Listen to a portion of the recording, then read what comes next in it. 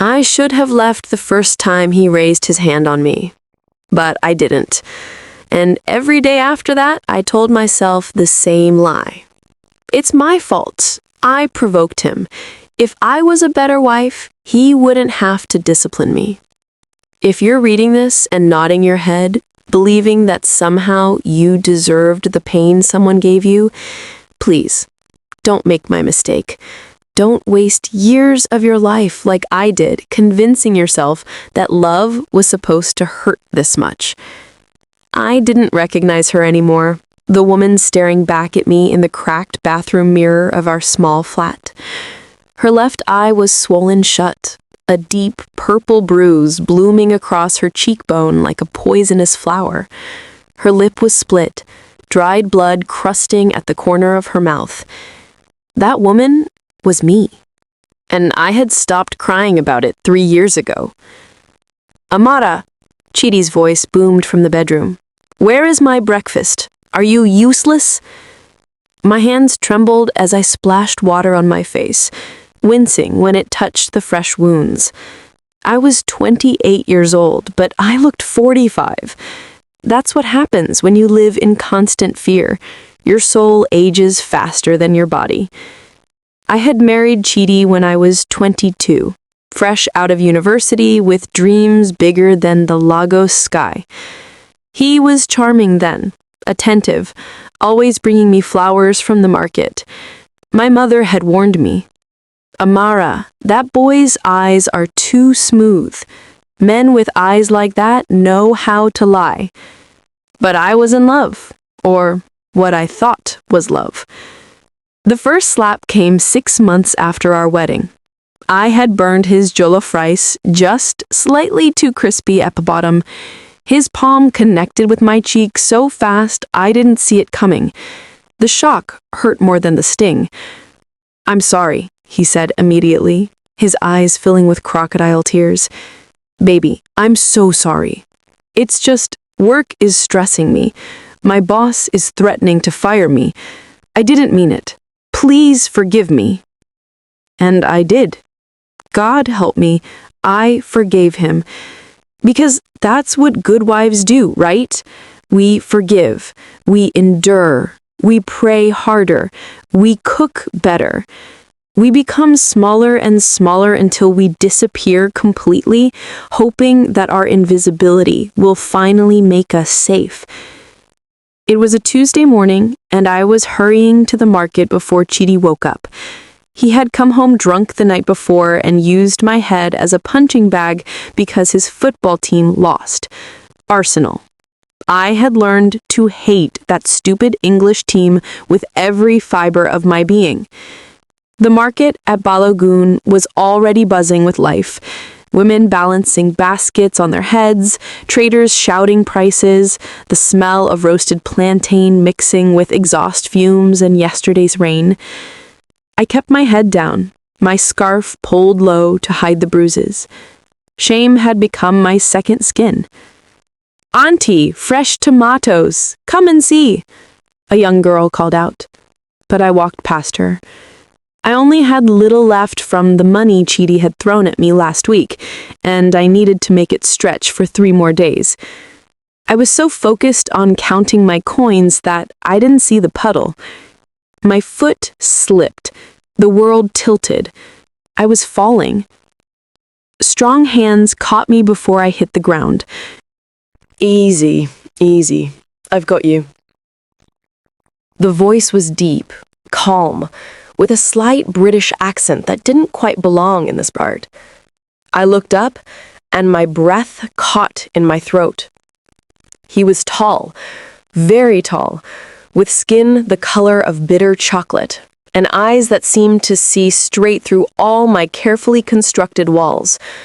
He wore an expensive-looking navy suit that was completely out of place in the market, and his watch probably cost more than everything I owned. But it wasn't his looks or his obvious wealth that stopped my heart. It was the way he looked at me. Not with pity, not with disgust at my visible bruises, but with something I hadn't seen directed at me in years. Respect. "Are you all right?" he asked, still holding my arm gently, as if I were made of something precious that might break. I nodded quickly, pulling away, instinctively touching my scarf to make sure it covered the worst of the damage to my face. Yes, thank you, sir. I'm fine." I tried to hurry away, but he stepped in front of me, his brow furrowed with concern. "You're hurt?" It wasn't a question. "It's nothing. I fell yesterday. Clumsy me." The lie came easily. I had told it so many times, it felt like truth. He didn't believe me. I could see it in his eyes. But instead of pushing, he simply reached into his jacket pocket and pulled out a business card. "My name is Kelechi Okonkwo. If you ever need help, any kind of help, please call me." He pressed the card into my palm. "I mean it, day or night." Before I could respond, his phone rang. He answered it, speaking in rapid Igbo, then gave me one last meaningful look before walking away, his security detail materializing from the crowd to surround him. I looked down at the card in my hand. Kelechi Okonkwo, CEO of Okonkwo Industries. My heart hammered in my chest. I had just been rescued by one of the richest men in Africa. His face was always in the newspapers. The billionaire who had built a tech empire from nothing. The philanthropist who funded schools in rural villages. The man Forbes called Africa's youngest self-made billionaire. And he had given me his personal number. I should have thrown the card away. A married woman had no business holding another man's phone number, no matter how innocent the gesture. But I didn't throw it away. I slipped it into my bra, right over my heart, like a secret promise I was making to myself. 3 weeks later, Chidi nearly killed me. It started because I smiled. That's all. I smiled at the gate man when he helped me carry my groceries. Chidi saw it from the window. "So you're sleeping with him now? That dirty gateman? You're a whore, Amara. A useless, worthless whore." His fists rained down on me like the monsoon. Relentless, brutal, drowning. I tried to protect my head, curling into a ball on the cold floor, but he kicked my ribs until I heard something crack.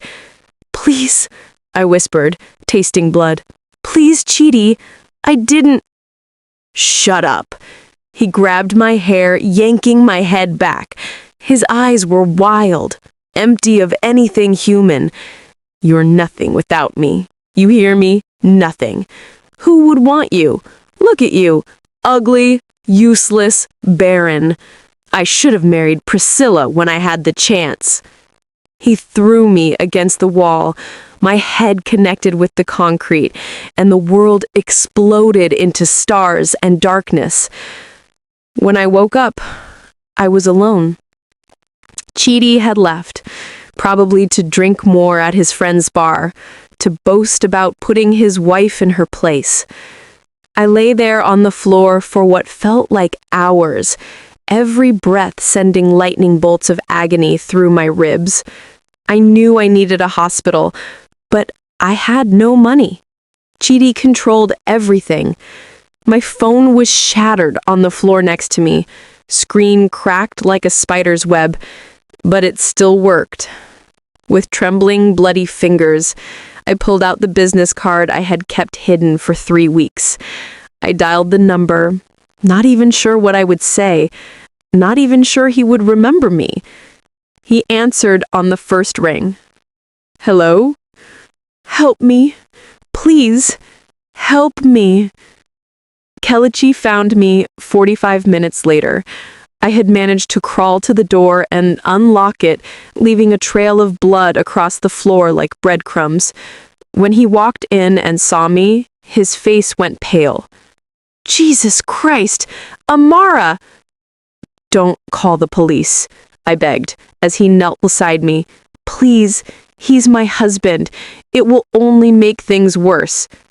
His jaw clenched so tight I could see the muscle jumping. "We're getting you to a hospital, now." He lifted me like I weighed nothing, carrying me to a sleek black SUV waiting outside. The neighbors peeked through their curtains, but said nothing. In Africa, everyone minds their business, especially when rich men are involved. The private hospital was a blur of bright lights and gentle hands. 2 cracked ribs, a concussion, multiple contusions. The doctor, a kind older woman, took one look at my old scars layered beneath the new injuries and knew this wasn't the first time. "You don't have to go back," she said softly. "There are places you can go, resources." But I was too tired to think about that. Too broken. Kelechi sat by my hospital bed all night. When I woke up around 3 a.m., he was still there, working on his laptop, looking up occasionally to make sure I was breathing. "Why?" I croaked. "Why are you helping me?" He looked at me for a long moment before speaking. 5 years ago, my sister died. Her husband beat her to death when she was 8 months pregnant. I was out of the country building my business, too busy to notice the signs. She never told anyone, never asked for help, because she was ashamed. His voice cracked. I swore on her grave that I would never let another woman suffer in silence if I had the power to help. Tears streamed down my face. "I'm sorry."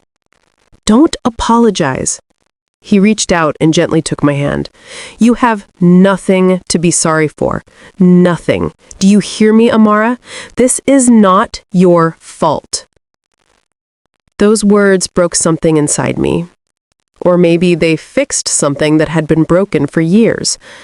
For the first time in my marriage, I allowed myself to believe that maybe, just maybe, I deserved better than this. Kelechi offered me a choice.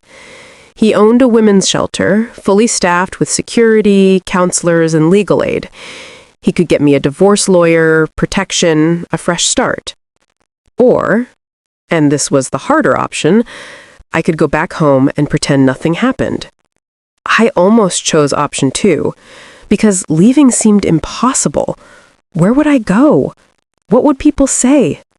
My mother would tell me I didn't pray hard enough. The church would tell me to submit more. Society would blame me for failing at the one job a woman is supposed to master, keeping her husband happy. But then I remembered the woman in the mirror that morning, the dead-eyed stranger who had forgotten what joy felt like. I didn't want to die being that woman. "I'll go to the shelter," I whispered. Kelechi smiled, really smiled, for the first time since I'd met him. "You're braver than you know." The shelter became my sanctuary. For the first time in 6 years, I slept without fear. No footsteps in the hallway that made my heart race, no angry voice waiting to tear me down. Just peace. Blessed, unbelievable peace. Therapy was harder than I expected. Dr. Adesanya made me confront things I had buried deep. The shame, the guilt, the twisted belief that somehow I had caused my own abuse. "Love doesn't hurt," she told me during one session. "Love doesn't leave bruises. What you experienced wasn't love. It was terrorism." The word startled me. But she was right. Chidi had terrorized me into submission, into silence, into becoming a ghost of myself. But I wasn't a ghost anymore. I was coming back to life. Kelechi visited often, always respectful, always appropriate. He never pushed, never demanded anything in return for his help. He simply existed in my life like sunlight, warm and healing. He brought me books, encouraged me to enroll in a coding boot camp his company sponsored, sat with me in the garden when nightmares made sleep impossible. "You remind me of my sister," he told me one evening as we watched the sunset paint the Lagos sky orange and gold. "She was brilliant, strong, She just forgot it for a while, listening to a man who wanted to make himself bigger by making her smaller. I'm sorry you lost her. Me too. He turned to look at me. But helping you, it feels like I'm getting a chance to save her. Does that make sense? It did. 6 months later, my divorce was finalized. Chidi had fought it at first, showing up at the shelter drunk and raging, until Kelechi's security team and a restraining order made it clear he would go to jail if he came near me again. He signed the papers eventually, but not before sending me a final text. You'll regret this. No man will ever want damaged goods like you. I deleted it and blocked his number. I had spent too many years letting his words define my worth. Not anymore. I got a job at Akonkwa Industries as a junior developer.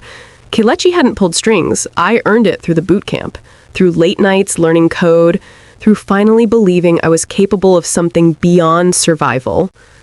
For the first time in my adult life, I was independent, free, whole. Kelechi and I had become close friends, but nothing more. He never crossed that line, even though I could feel something growing between us, something tender and real, and nothing like the poison I had mistaken for love before. Then one day, he asked me to dinner, not at a restaurant, at his house, a beautiful mansion that overlooked the ocean. He cooked for me, actually cooked, jollof rice, perfectly crispy at the bottom, the way I secretly liked it, plantain and grilled fish that tasted like heaven. I need to tell you something, he said after dinner as we stood on his balcony watching the waves crash against the shore. My heart stuttered. Okay. I've fallen in love with you, Amara. His voice was steady. Sure. Not because I want to save you. You saved yourself. Not because I pity you. I admire you more than anyone I know. But because you are extraordinary, brilliant, beautiful, strong in ways most people will never understand. Tears blurred my vision. I know you've been hurt. I know trust is hard. I'm not asking you to love me back right now. I'm just asking for permission to try, to show you every day what real love looks like. The kind that builds you up, the kind that sees you as a queen. He pulled a small box from his pocket. So, Amara Chibuso, will you let me prove to you that you deserve everything good this world has to offer? Will you marry me? The ring was simple, a single diamond that caught the moonlight and threw rainbows across his face.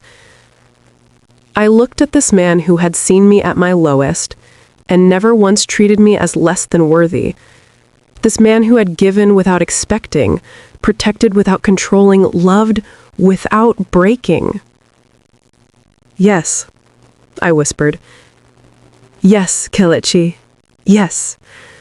He slipped the ring on my finger, and when he kissed me, it felt like coming home. Not to a place, but to myself. If you're in a relationship or someone makes you feel worthless, please hear me. You are not worthless. You never were. The hands that hurt you are lying hands. The voice that tears you down is a lying voice.